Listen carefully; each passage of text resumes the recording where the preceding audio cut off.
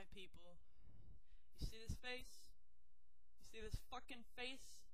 This is disappointment. Total disappointment. I just watched Hannibal Rising. See that? See that? I'll do. Yeah. I read the Thomas Harris novels about Hannibal Lecter. I saw the movies.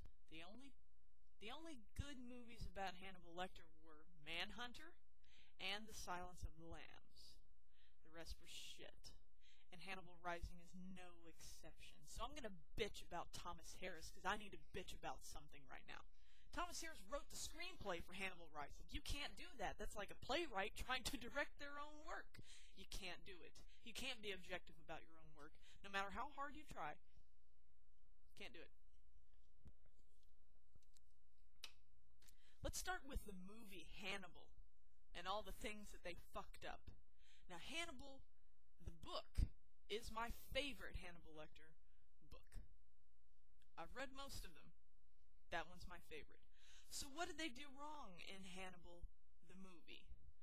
Well, they didn't talk about Misha, Hannibal Lecter's sister, the one who gets eaten by bootleggers during the war. They didn't talk about Inspector Potsy enough, and the serial killer that he caught before he started trailing Lecter through Florence, Italy. They didn't talk about Margot, Mason Verger's sister. Now, Mason Verger is the only surviving victim of Hannibal Lecter, and he gets killed. And he gets killed in the wrong way. His servant Cordell kills him, but in the book, Margot, his sister, kills him. And they completely... She got the shaft for this movie. She wasn't even in it. And I don't understand why. The movie could have been so much better. And they left out Barney.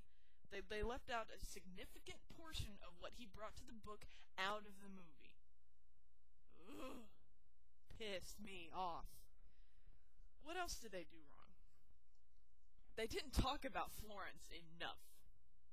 At all.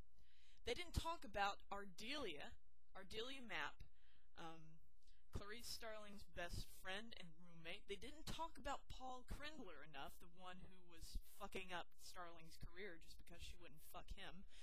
They didn't talk about the ending.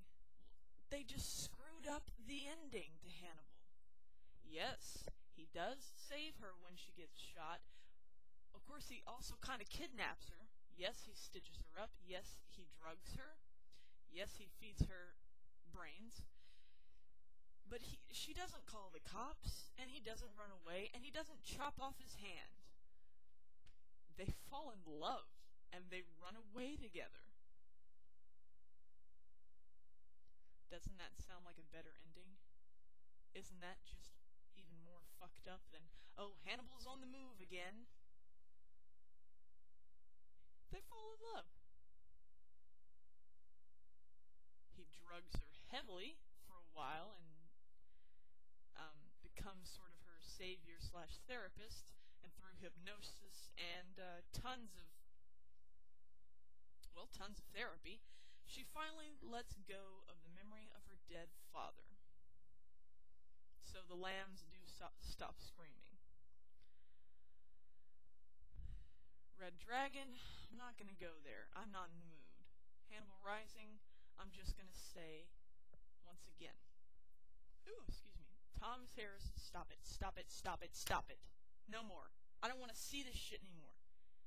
And I have every right to be pissed off, because I've just wasted 2 hours of my life on Hannibal Rising, the movie. And I hate it when the critics are right. Don't you hate it?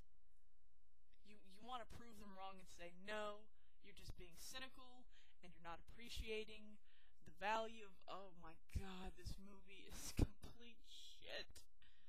Why didn't I listen? Because we're all experts in hindsight.